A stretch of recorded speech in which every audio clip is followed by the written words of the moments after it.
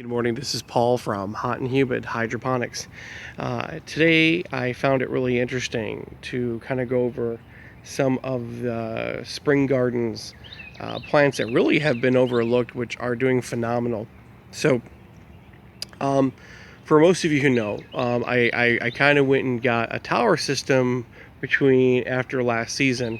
Actually, it was during the end of the winter season of 2015 2016.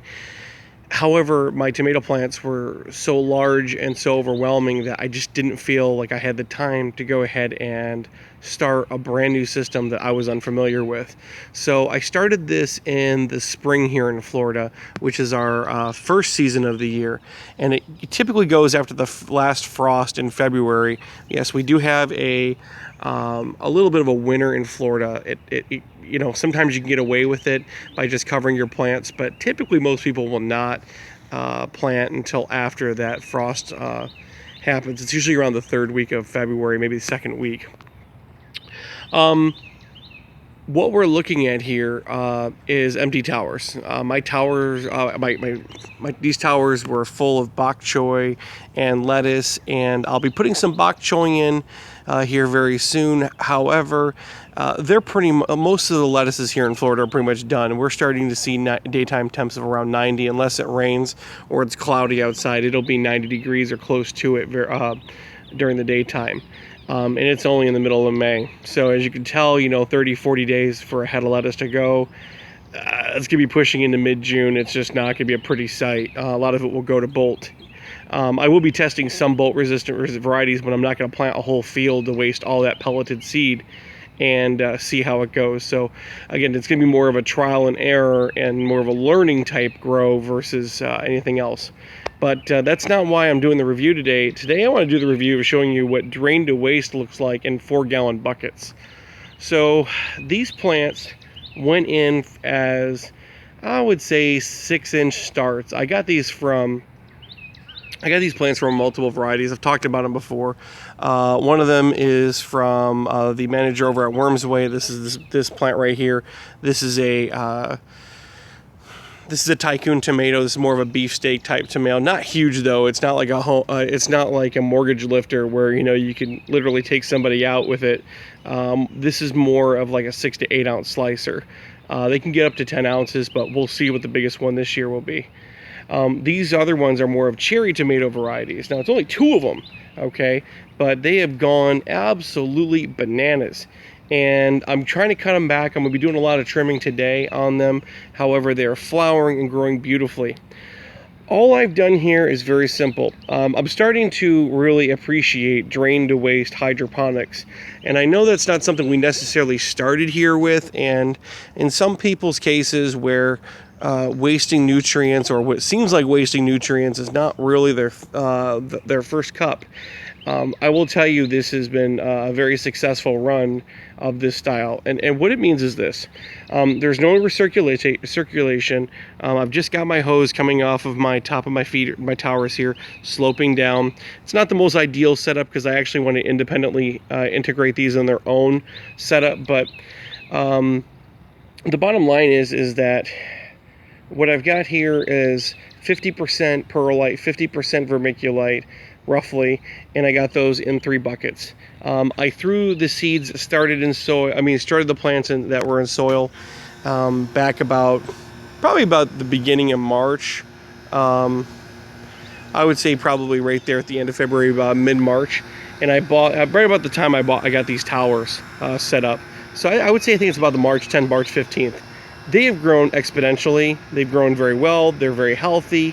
They haven't wilted one bit. I haven't had any problems with them, and they're exploding. I'm just ecstatic. I've got a ton of fruit on here, and they're probably all going to set at one time, and I'm going to be eating very well for a while. I got some unique varieties.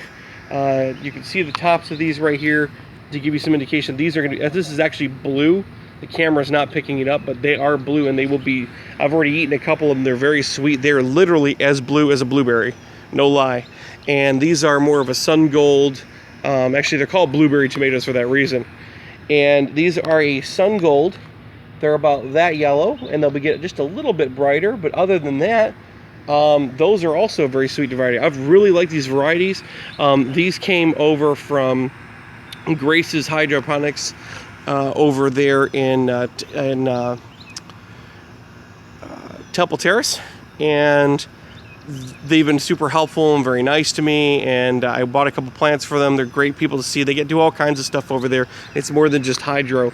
And I bought these plants off of them. I'm thinking, oh, well, I want a couple of tomatoes with the whole boatload of lettuce I've got. Well, you know, nature has its way of doing things, right? So the lettuce is gone practically, and the tomatoes are now just setting. So, c'est la vie, right? But anyways, these guys are real winners. The real winner here is this system.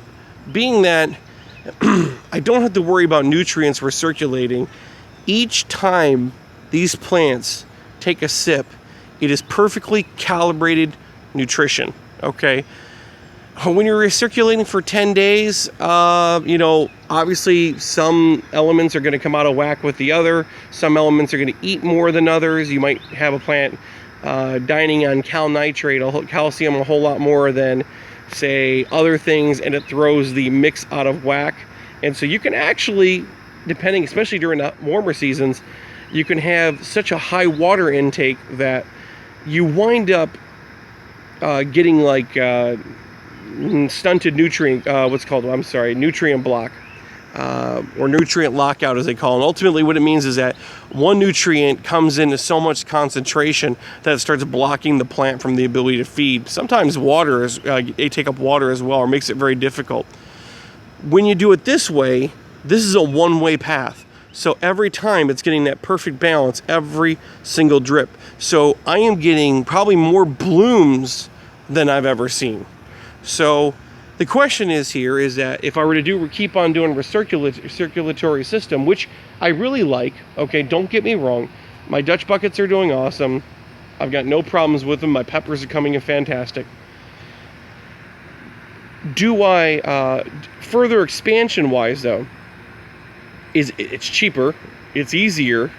You could put rows and rows of these, and I literally feed these guys 4 times a day, a liter of water. Now, in full swing, at the beginning, you only need to do like 2, maybe 3. But as it's hotter outside, you got to do a little bit more just because of the nature of it. Your idea is to put down like a liter of water a day. With tomatoes, you probably need to put down a little bit more depending on how heavy they're fruiting. Probably about 1.5 liters, maybe close to 2 liters, depending on what time of the season it is. But again, remember this one little thing. If it's really hot out and they're drinking a lot of water, you want to keep that EC ppm of your nutrients down around 1,000, maybe 1,100 tops, because they're drinking water like crazy, and you don't want to overfeed them and get tip burn. So, bottom line is, the real show off of today's video is real simple. The drained away system is working out great. If you simply don't want to be calibrating your parts per million, and your parts per million, but your pH all day long because of ups and downs of your nutrients, and you just simply want to go a straightforward, here's a reservoir, pump, over the top, drain, it works great. However, here's the drawback.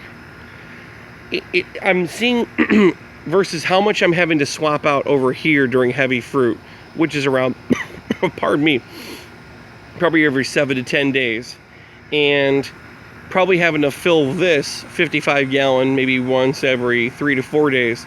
It goes through about double the nutrients. Okay, I would say, it just depends on how heavy you're feeding, but I'm also not adding in pH. I'm not going in and doing like a half top off or anything like that over there. So I've kind of come to the conclusion it's almost a break even.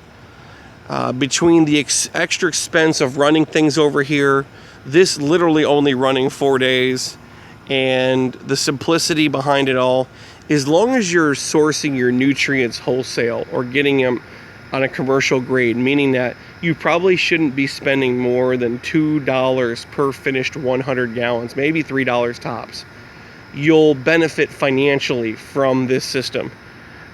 If you're going out there and paying top dollar for you know, the stuff that you buy from GH, etc., which again, I've got no problem with. It's really good stuff. The numbers aren't going to add up. Master Blend, typically shipped, when you ship a whole box of Master Blend, should be around $50 at around 20 pounds. You should still be able to hit those numbers when you do this type of system. Although I would recommend that you try to source your calcium nitrate in 50-pound bags locally, and your Epsom salt obviously should be only gotten from your local Walmart or whatever is on sale. Epsom salt literally is just Epsom salt. So get that as cheap as possible. So that plus your water really shouldn't be, like I said, more than $1.50 to $2. Right now I'm working off of a scale of around $1.50 for every 100 gallons. So if I'm replacing that barrel once or twice a week at $3 a week, and your season is, and now mind you, that when I'm replacing that barrel, I've literally ran this whole entire loop. That's 7 towers and three pots here. You know, the numbers already add up. You could obviously tell that, you know, with 7 towers times, you know, 4 or 5 stacks, I have 140 spaces here. You're still way ahead of the curve when it comes to value. So don't want to continue talking too much about that. But I am coming down to the end of the season. I've got some beautiful, oh man, my watermelons are coming in awesome. Eric Heimel, I know you're going to jump on me. I need to get these bad boys socked. I bought them over at Dollar Tree the other day. What I mean by socked for everybody else is that these these watermelons aren't designed to be strung up like this. They're really just the ground dwellers. So what happens is they get very, very large, very heavy, very quickly, and they're going to snap. And so what do I do to avoid that is by putting a stocking over them very gently, or making a sling and tying them up on, you know, either from a string, etc. And it'll do 2 things. It'll keep the bugs out, but more importantly, it'll keep the weight off the stem, and that watermelon will be able to grow much, much larger. Over here, very put it, the patty pan just didn't do it. I don't think patty pan really does well in a recirculatory environment. I think it's just too wet. I've seen people do them in the towers where it's, you know, semi-damp, but not really a recirculatory system. This will be the last time I do patty pan, probably in general. I just wasn't a fan of it. It's really cute looking, but it's nothing really special in my book. The zucchini did very well this season, but it is also on its last leg. I had to cut a lot of it back. It was just overwhelming a lot of things. This zucchini plant, this is Tigris F1 from Johnny Seeds. I'll probably do that in its own independent buckets. These bad boys get huge and practically overwhelmed, and I wouldn't say stunted. It just blocked a lot of the sun initially from my cucumbers, so which are adjacent to it. Again, going back to the cucumbers, good run this season. One of them, this one particularly right here, I accidentally turned off for about 4 days by bumping the switch, and you can see there's 2 of them in here, and you think it's 2 plants, they're intermingled, and what I'm getting here is some dieback, and I don't think it's going to recover just because of the nature. Plus, we have a bad problem with stink bugs down here in Florida, and they are just nasty. So tonight, pyrethrin and BT is going to be the name of the game. Swapping those bad boys out every couple of hours. The peppers, I got bell peppers going like crazy. I got bells down here. I've got bells over here. I've got bells everywhere. I'm super excited about that because, you know, when you're gardening, bell peppers are hard to grow, and this variety has been very good. I'm going to give them a taste before I start making recommendations. They are a commercial variety that comes from Paramount Seeds here in Florida, and so we'll be talking a little more about them by the end of the season once I give them a nice sample. These are sunshine peppers. Okay, so these are more of like a basket or ornamental pepper, but they taste great and they're very simple. They grow, they get bushy, they get bigger, and they keep on putting out. Here's what they look like. See that orange guy right there? I've already eaten some, and they're very tasty. Awesome. Over here, beautiful long vortex beans. I'm so excited about this. My son loves green beans, and we have got a ton of them. Now, what you'll see in here that's very difficult to see are the red noodle beans. This is a red noodle bean. These are awesome. They don't look like much. They look like the rest of the stem. As a matter of fact, for the longest time, I thought that's what they were, but they're not. And what they are is a red noodle bean. They'll get a little bit fatter, and I'll be able to cut them off, pan them up. They'll grow through the summer heat. So I actually plan on growing them throughout the summer. And I'm planning on actually using the towers and planting a ton more. That's actually what my next move is. Here's a prime example of a beautiful, beautiful bean. Look at that, guys. Look at that. This is a red bean plant. It's a red noodle bean, I'm sorry. It's an Asian noodle bean. And it's just beautiful. The cool part about this bean, from my understanding, is that they will actually turn green when you pan them up. So I think that one actually is ready to harvest. Although I'm trying to wait for some other ones to come in so I actually have some things.